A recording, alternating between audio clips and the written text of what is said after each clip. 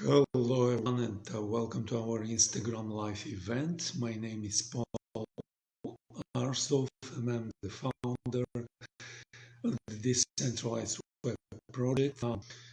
We are building a decentralized communication advertising platform, and the topic of our educational event today is the tales of two costs with two kinds of capital. The educational event touches on business, investing, and companies like capital allocation and use. And as usual, before starting to talk about the topic of today, I like to tell you a little bit about our project. Recently, we have released marketplace and collection of NFTs.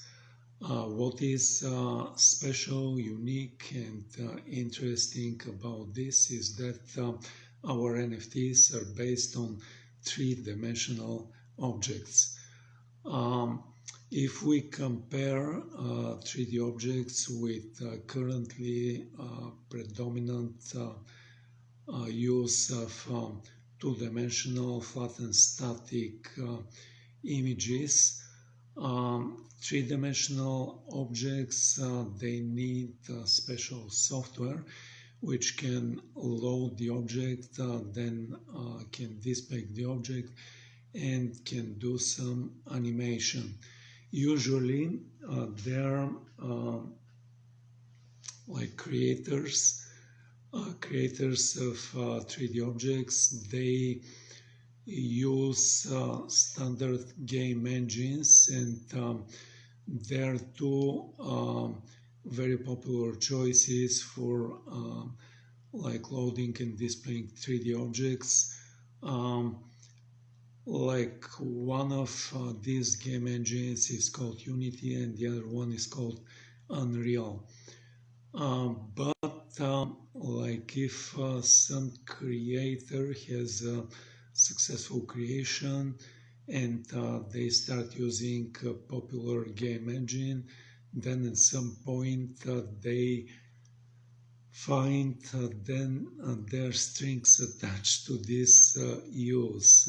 They have to start paying the game engines because of the use of this game engine for their creations.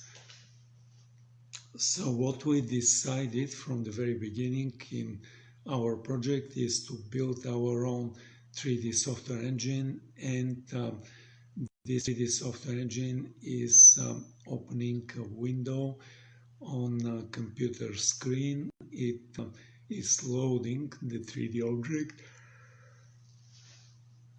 Then it starts animating these 3D objects in a way of moving it in a random fashion around the window which it did open. But in addition to the opening a window, loading and animating of the 3D object, our 3D software engine brings multiple additional capabilities. The first capability it brings is the capability of speaking. Our 3D NFTs can speak in one of three different voices. The 3D NFTs can speak either in a male voice or in a female voice or in a whisper kind of a voice. In addition to the three basic voices, there are flavors of voices, and like a voice can be spoken either in a normal speed or in a fast speed or in a slow speed manner. And if we take, for example, a male voice and it is spoken with a slow speed, then this voice can come as the voice of a very masculine person. or it can come as the voice of an old person.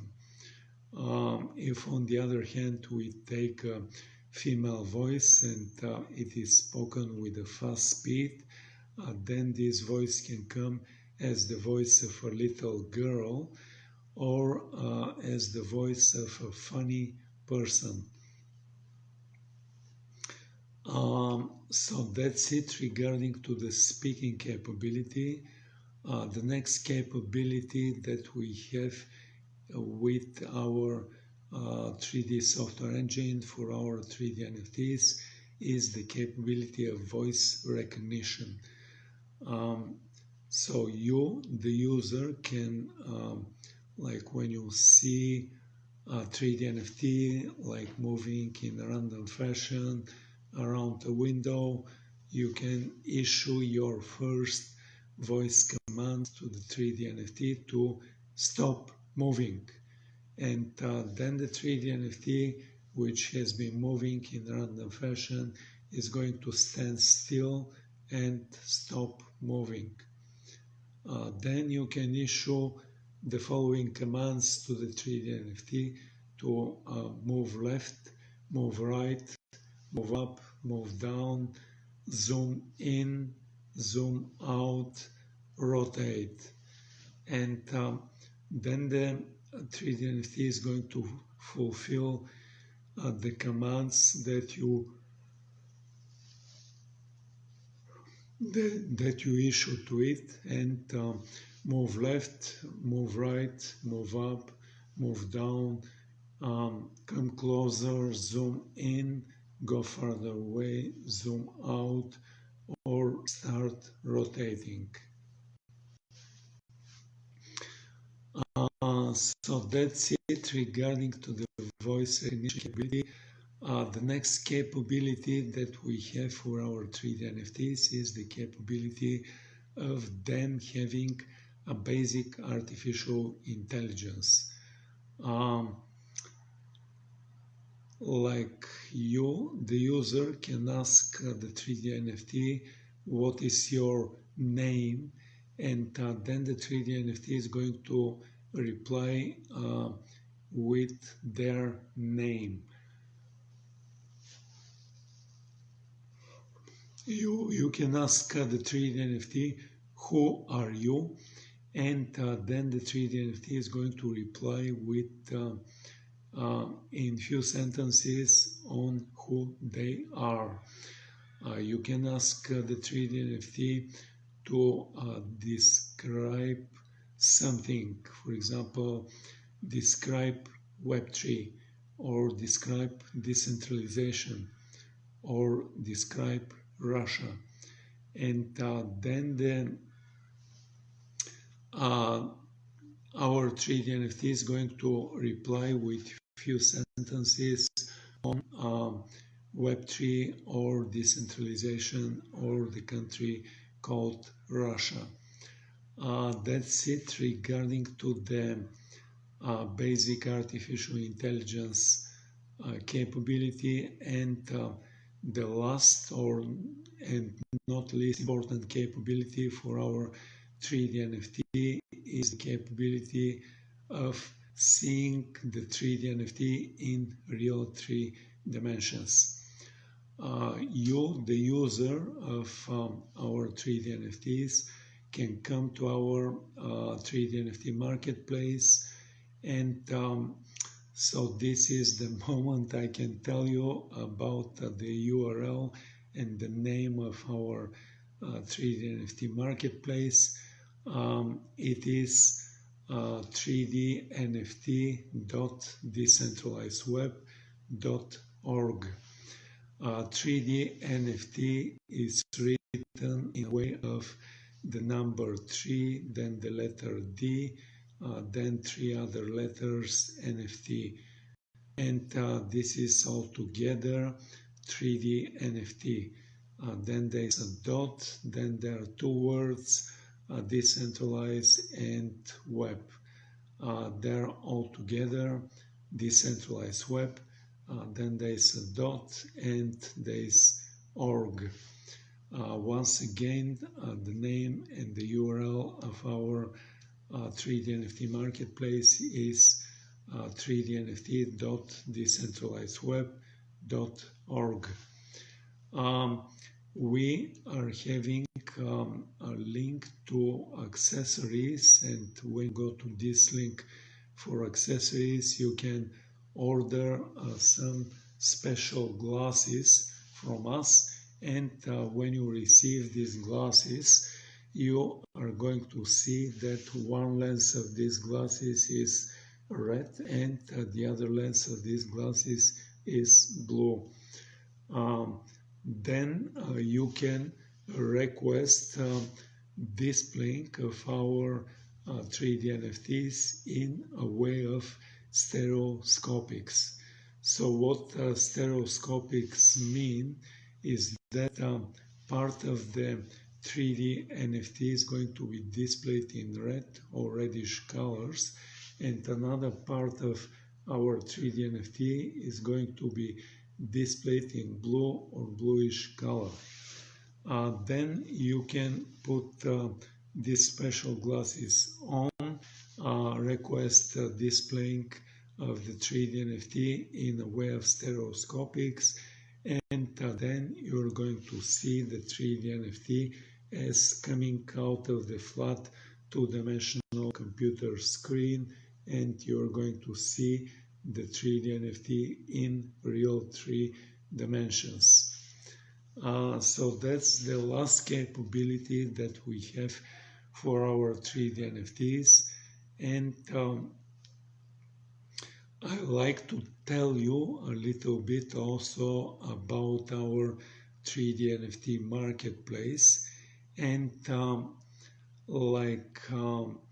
as you know, ordinary NFT marketplaces are predominantly offering two-dimensional, flat and not moving JPEG or PNG images. So what we have with our 3D NFT marketplace is that it is oriented specifically towards offering three-dimensional objects and images. In addition to this important distinction, the second special and unique thing is that we have our own blockchain instance. This blockchain instance is running Ethereum software, and this kind of software is identical to software running Ethereum mainnet or Polygon Matic or Avalanche AVAX or multiple other blockchain network of nodes.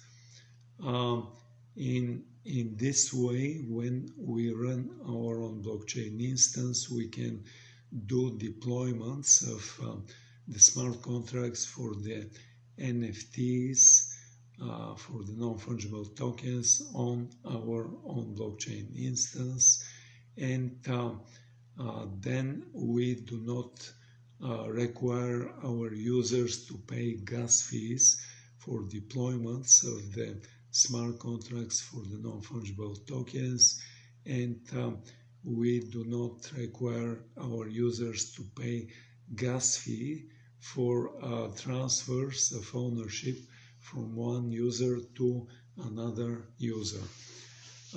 In this way, we detach our 3D NFTs from popular blockchains, and we allow users who are coming to our marketplace to do buying, and then they can do selling as well of the NFTs they own in multiple crypto coins. Currently, we have a choice for our users when they come to our 3D NFT marketplace to pay with like one of four different crypto coins. They have a choice to pay either with Solana Sol or with Polygomatic or Avalanche Avax or Qcoin, which is a big centralized crypto exchange, and they have a coin called KCS. In addition to payment in crypto, we have a second parallel and independent way of buying and selling of NFTs, and it is done directly with fiat currency. For example, if we have a user who is coming to our 3D NFT marketplace and they decide to purchase and pay for the 3D NFT in fiat currency, they can use their debit or credit card.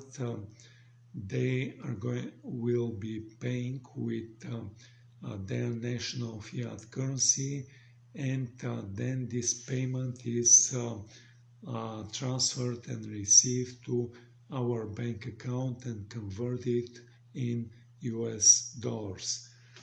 So let's say the first user is going to use the 3D NFT for a while, and then they can decide to sell this 3D NFT.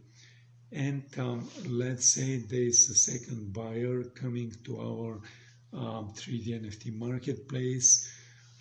They browse through the collections, they see the 3D NFT of the first user, and they decide to buy this 3D NFT. So what is going to happen? Let's say this second user decides to pay also with fiat currency, and then they are sending the payment with their and the payment is done through their debit or credit card, and what happens is the payment is going to be converted from the national currency of the second user to US dollars and deposited in our bank account. This is followed by transfer of ownership from the first user to the second user, and then the second user becomes owner of this 3D NFT. Then what is going to happen is there's going to be a transfer of value from our bank account, it is the payment is going to be converted from US dollars to the national currency of the first and former NFT user, and this former NFT user is going to receive in their bank account, in their national currency, the payment for the 3D NFT which they did formerly own. I did describe right now the second and parallel way for buying and selling of 3D NFTs, which is in addition to crypto, and it is done entirely in fiat currency. So with this said, I'm going to end the little introduction of our 3D NFT marketplace and its capabilities and the capabilities of our 3D software engine and our 3D NFT objects. But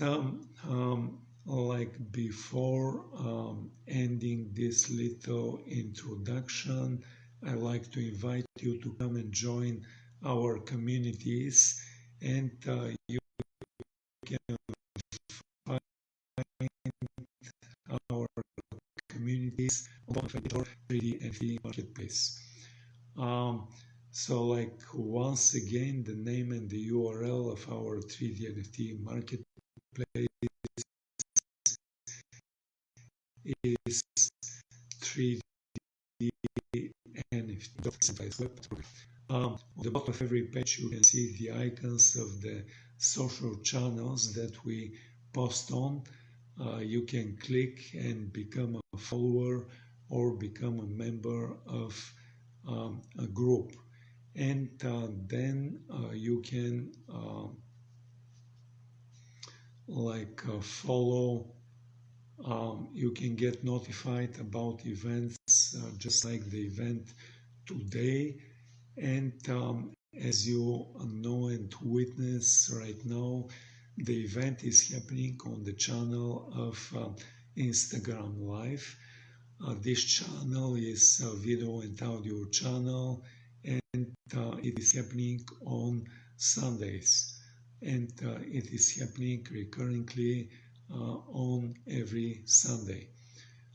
We have another event which is happening on every Saturday, and the channel on which it is happening is Twitter Space. And as you know, Twitter Space is audio only channel. The event which is happening is also educational event. It is on the same topic, and on the same topic as the event which is happening on Sundays, but the difference is like the different channels that we are covering, and supposedly different audience, which in one case is the audience coming on the Twitter Space channel, and with the current event, this is the audience which is coming on Instagram Live event. With this said, I will be coming back to the topic of today, and the topic of today is the tale of two costs with two kinds of capital. The topic of today was inspired by an article which I did read, and the article was written by a writer who is writing on business topics, and this writer started the article with mentioning that he did offer writing this article for Harvard Business Review. And I'm not sure if you're familiar or not, but Harvard Business Review is very prestigious and very well known magazine, and it is sending it is sending printed publications every month. Every month, the subscriber for Harvard Business Review, they receive this magazine in printing. In addition, they have access through their website, and people can subscribers, they can access all of the content of Harvard Business Review, and people who are not subscribers, they can view selected parts of the website, and it is still valuable for people, even for people who are not members. So this magazine covers topics on strategy, on execution for business, on tactics a business which could do, and I myself was like a member for this publication. I was receiving this like magazines, sorry, these magazines for um, this magazines for Harvard Business Review, and I was looking for my favorite section, which were the business cases. The business cases, for example, there's like a little story which is ending with a question of what are you going to do about this. And like I could read what like other people, usually these people were executive in businesses, and they were telling their opinion on what they would be doing. And Harvard Business Review was posting usually a few of these replies done by uh, like people who were running successful businesses.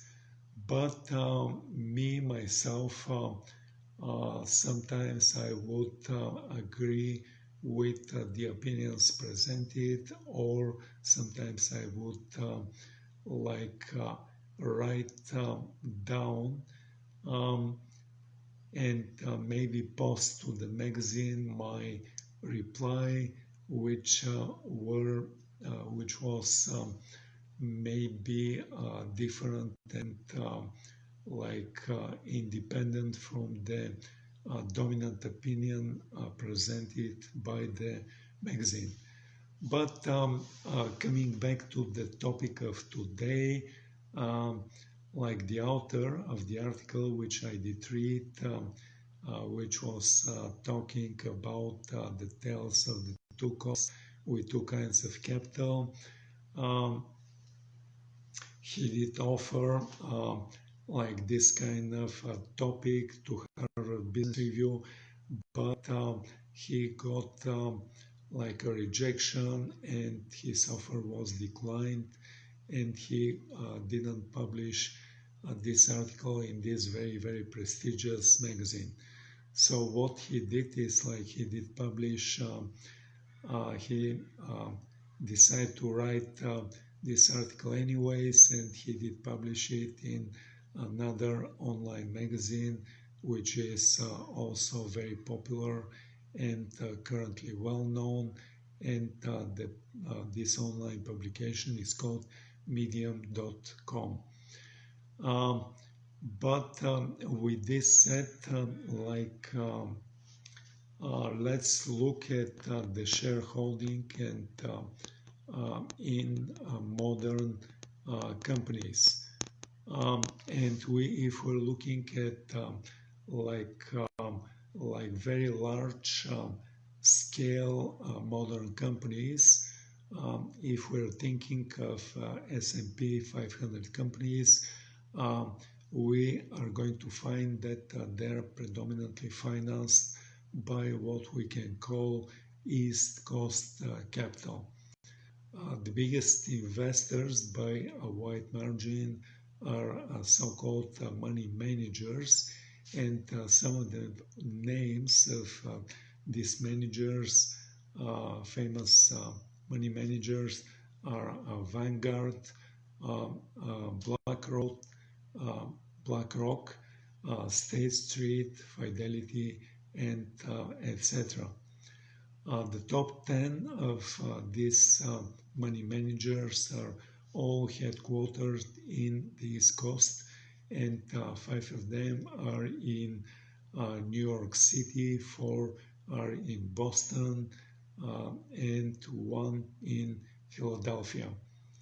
In size, like by the amount of capital, they dwarf the next biggest class of investors, and this is the class of the pension funds. The biggest pension fund, it is called Federal Retirement Thrift, would rank 16th among money managers, and it is less than 1/7 the size of the biggest money manager. Interestingly, despite the fact that they represent pensioners across the country of the United States, half of the top 10 are on the East Coast, including 3 in New York City. The next class of investors in like large-scale companies are so-called private equity investors, which are growing, and they're the 800-pound gorilla of the field. One big name of the private equity is Blackstone, which is twice the size of the number 2 player, and it would rank 10th if it was money manager. And of course, like 5 of the top 7 are based in New York City. Hedge funds, despite the ability of the activist hedge funds, like their so-called hyenas of the finance, they wreak havoc, and but in size they're tiny compared with the other like big and large-scale investors in large-scale companies. The biggest hedge fund called Bridgewater is by size of capital 1/40th of the size of the biggest money manager, and it is 1/6 in the size of the biggest pension funds. And of course, 9 of the top 10 are based in New York City area, and just one of them is based in Miami.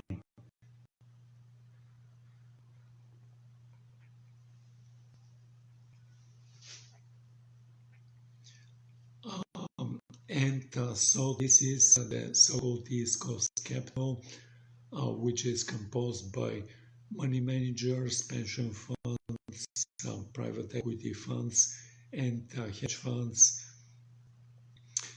which are predominantly based in New York City and Boston, with small presences in Philadelphia, Miami, and Washington, D.C. Are they investors in true sense of the word? Do they put their own money at risk in hope of an attractive return? The answer to this question is, for the vast majority of the dollars of the East Coast capital, the answer is definitely no. For 100% of money manager and pension fund dollars, and most of private equity and hedge fund dollars, the entity acts only as a fiduciary, like which invests other people's money. The exception is the general partners of the private equity and hedge funds, which are investing alongside their limited partners, but in the totality of the funds of East Coast capital, this is a rounding error. Therefore, for the 2 biggest suppliers of the East Coast capital, which are the money managers and the pension funds, there is little upside to stellar investment performance and a big downside to poor performance. Those making the investment decisions don't share in the upside, but they risk being fired if their investment experience meaningful downsides. For the private equity and hedge fund capital, the formula is to encourage or to force by pressure or by buying control the company which they invest in to do what it is currently doing, but to do it more efficiently and effectively to generate higher returns from existing activities. Therefore, its cost capital loves so-called exploitation, and it fears so-called exploration. So the meaning we put in exploitation is of doing something more intensively, something at which they're very good at. On the other hand, exploration, what exploration means, the meaning we're putting is working on learning to do something at which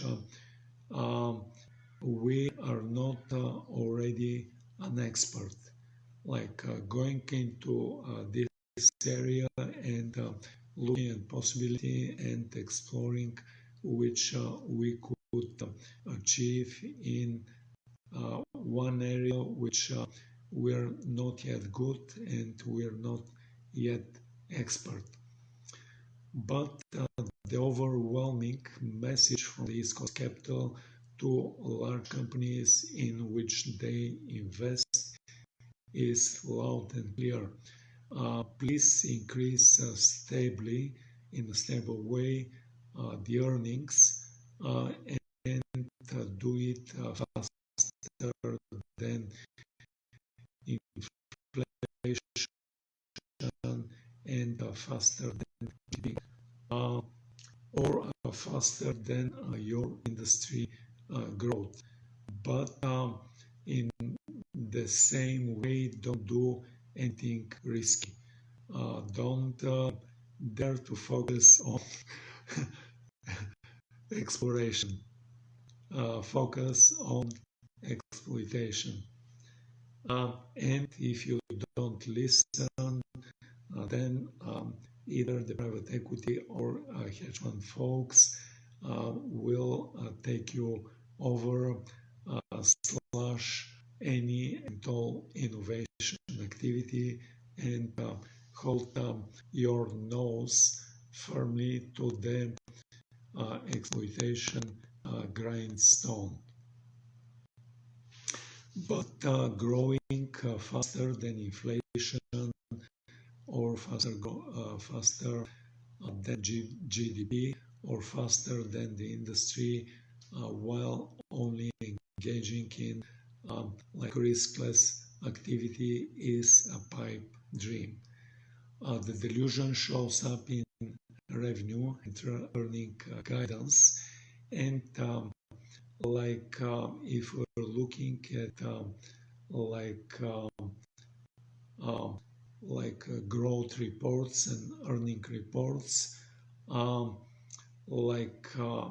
if we're looking at these reports, then we could see that some large company reports that their top line will grow 3 to 5%, and their bottom line 8 to 10%.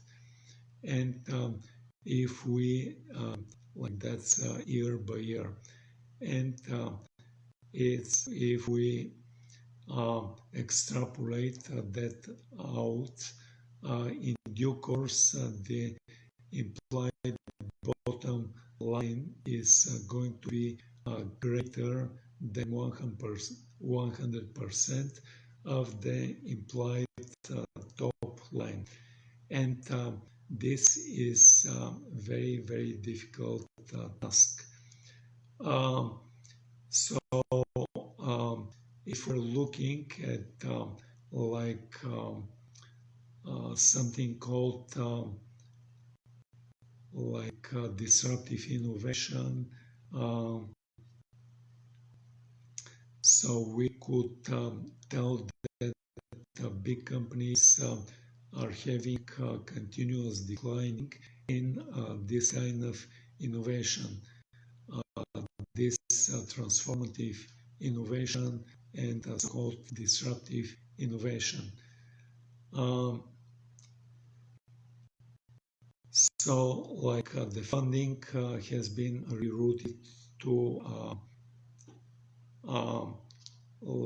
sustaining innovation, sustaining sustaining actions and sustaining growth instead of efficiency and innovation. East Coast Capital doesn't like investment in innovation and exploration. In part, this is because the biggest players in East Coast Capital own the index. Literally, in the case of the biggest, and its name is Vanguard. It is likely that if successful, one company's transformative innovation will hurt the performance of a competitor that is a big component in the East Coast Capital portfolio. Company innovation at best is a zero-sum game for East Coast Capital because they have ownership in companies which skip innovation and exploration, as well as companies which predominantly do exploitation and sustaining sustainable growth. The consequence is that large public companies have transformative innovation opportunities so that they cannot finance because their East Coast Capital won't stomach the risk. So companies shrink or delay or shelve the innovation opportunities. This is not a speculation, but a fact. And we can look at another kind of capital. So this is so-called West Coast Capital. And this is for predominantly by venture cost capital. So we can call this West Coast Capital because 8 of the top 10 firms are on the West Coast. In the fact, the biggest are all in tiny stretch of land around Palo Alto and Menlo Park in Silicon Valley in the San Francisco Bay Area. The pool of the West Coast Capital is much smaller than East Coast Capital, and it started in the 1960s and early 70s, and at that time the size of $25 million was a sizable venture capital fund.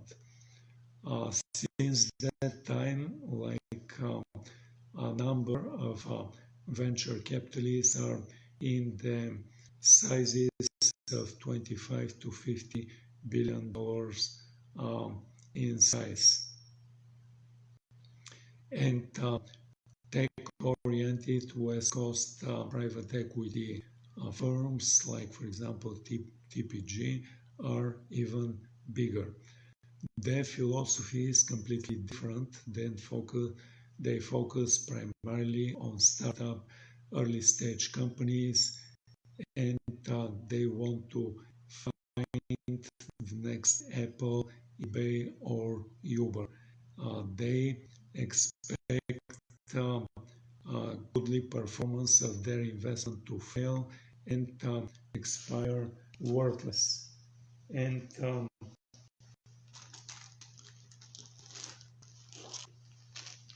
like,